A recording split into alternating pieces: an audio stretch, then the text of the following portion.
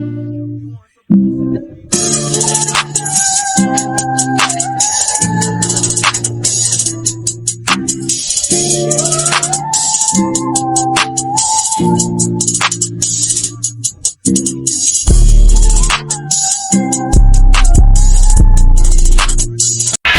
for family. A tragic shooting leaves one woman dead. Now her loved ones are keeping her name alive. Y'all, my transition was so epic it was a surprise to me, but a surprise to y'all.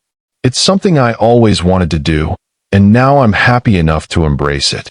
It took a lot for me to get here in a couple years, but hey, I did. I'm proud of my life in so many ways. It just shocks me when I look back, like, I was that dude, now that girl.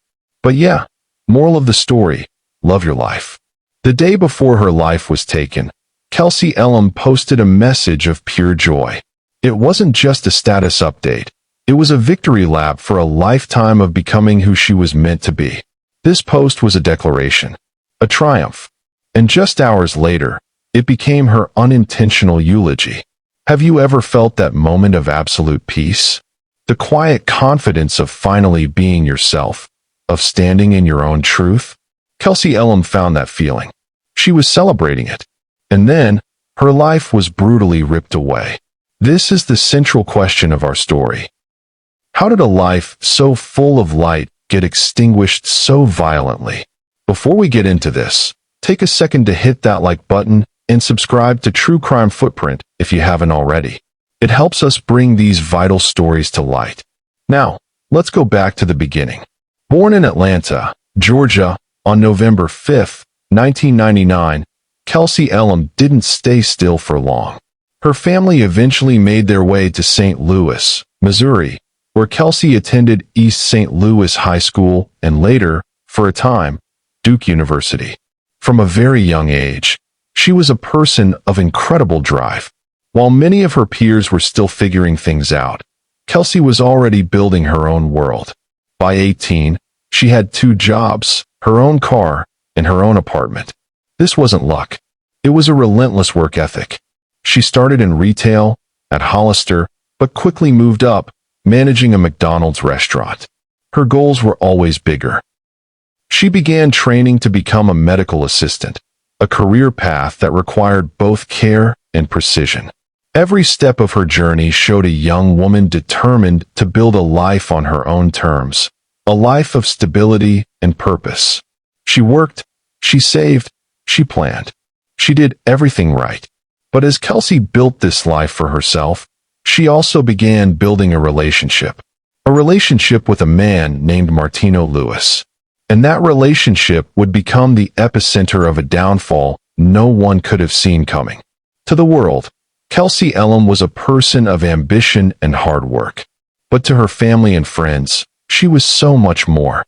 She was a source of immeasurable joy. Her sister, Zaire Moton, described her simply as my world, my best friend, a person who could light up the room with her outspoken, funny personality. Her mother, Calvinita Brock, just called her a light. This light extended far beyond her inner circle.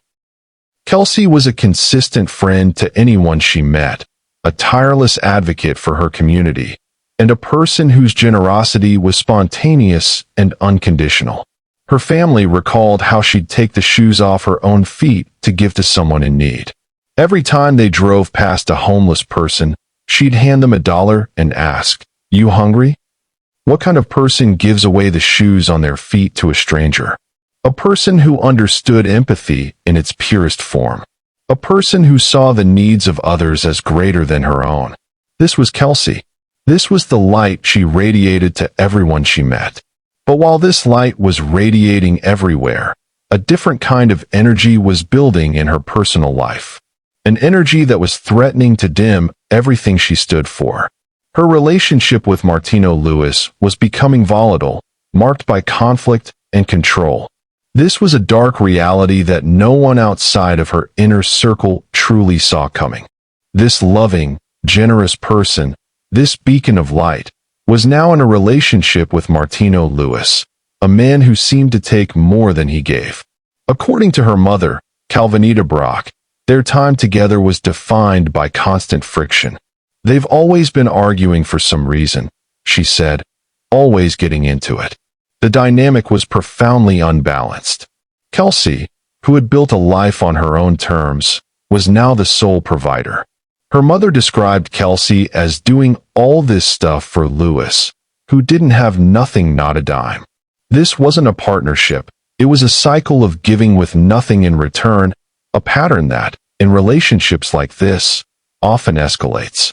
The arguments became more frequent, the tension more pronounced, and the space between them grew smaller and more dangerous.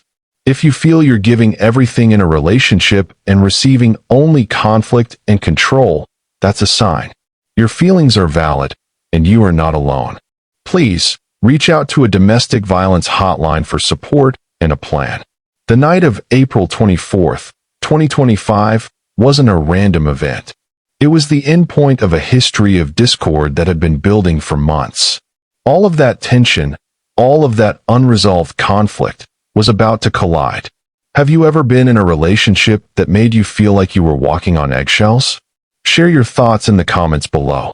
On the night of April 24th, 2025, the building tension between Kelsey Elem and Martino Lewis finally broke.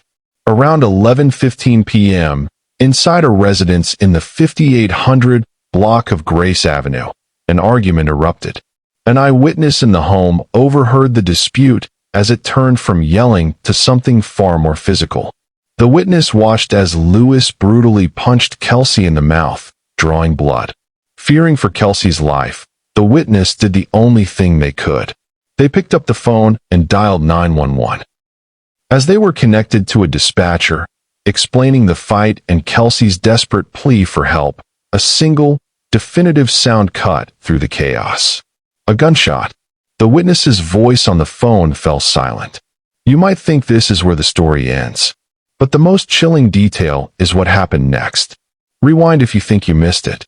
The witness, still on the line with 911, saw Martino Lewis run from the residence. He jumped into Kelsey's own vehicle and sped away, leaving her behind. But his escape wasn't just about getting away. His deception had only just begun. Lewis, now on the run, wasn't thinking clearly.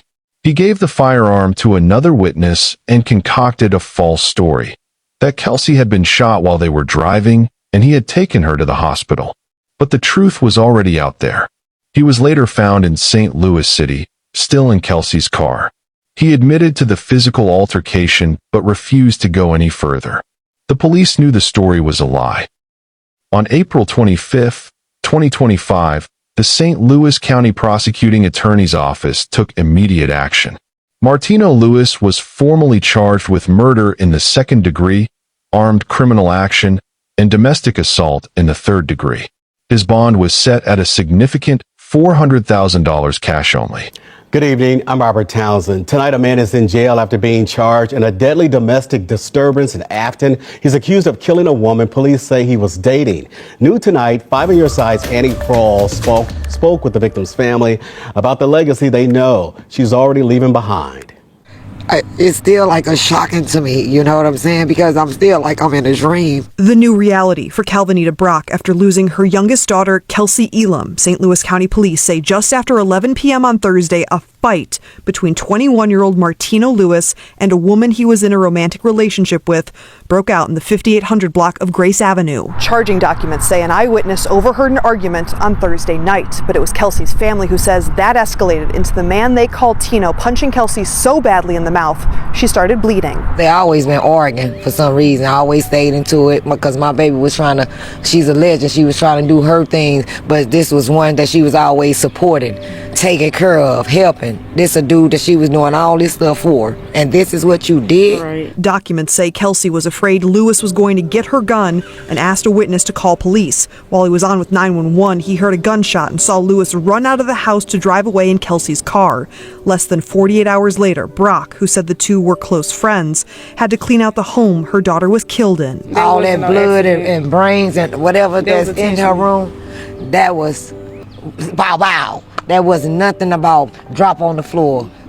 No. Nothing. Zoria Moten emphasizing how amazing her older sister was. She can light up the room. She very playful. She funny. She outspoken. I can describe Kelsey in so many ways. She was just a light. She was my world, my best friend. Family said she was an advocate for the transgender community and was a consistent friend to strangers. She'll take her shoes off her feet and get to a I've seen her person. do it plenty of times. Every time we ride past the homeless, she always give everybody $1. She makes sure you hungry. She just one of them type of persons that always looked out for everybody.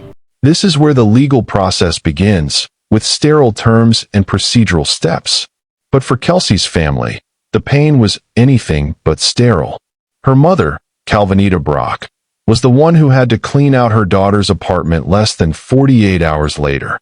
She described the scene with raw honesty. All that blood and brains and whatever in her room, that was pow-pow. That was nothing about dropping on the floor, nothing.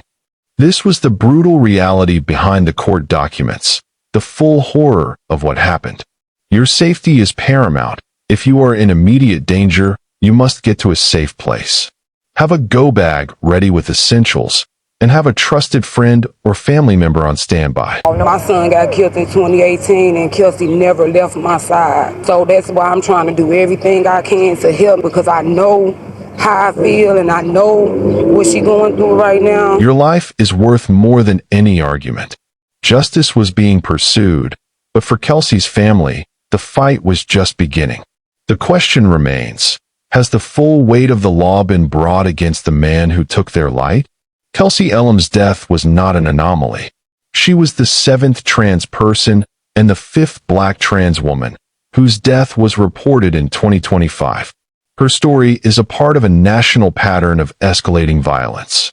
According to data from GLAAD's Alert Desk, between May 1st, 2024 and May 1st, 2025, there were over 900 anti-LGBTQ incidents across the U.S. 10 of those incidents resulted in death, and 8 of those victims were people of color.